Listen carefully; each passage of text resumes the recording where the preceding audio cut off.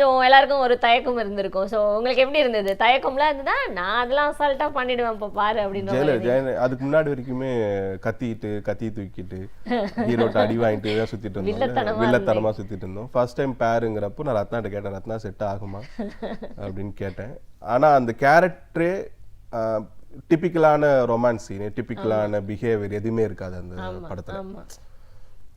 அவன் love propose பண்றது accept பண்றதும் தெரியாது, அவனுக்கு லவ் வந்துருச்சுங்கிறது எக்ஸ்பெக்ட் பண்ண தெரியாது. ஸோ அந்த மாதிரி ஒரு வில்லத்தனமான ஒரு லவ் தான். ஆமா, அதுவும் ஒரு மாதிரி காமெடியான லவ் தான். ஸோ அதுதான் ப்ளஸ் பாயிண்ட். ஸோ அதனால இன்னும் ஈஸியா இருந்தது. அது ஒரு டேக் போனப்போ எனக்கு வந்து ரியல் ப்ராப்பர் ரொமான்ஸ்லாம் வேணாம். வினோத் கேரக்டர் எப்படி ஒரு பொண்ணு ஃபர்ஸ்ட், ஏன்னா அவனுக்கு வந்து ஃப்ரெண்டோட தங்கச்சி, ஃப்ரெண்டோட குடும்பம், இப்படியே வந்து ரொம்ப அட்டாச்மெண்ட்டாக இருந்த ஒருத்தன். திடீர்னுக்கு அவன் சின்ன வயசுலேருந்து பார்த்த ஒரு பொண்ணு வந்து எப்படி ஃபேஸ் பண்ணணும்னு கூட தெரியாத ரியாக்ஷன் தான் வேணும் அந்த கதைக்கு, அந்த படத்துக்கு.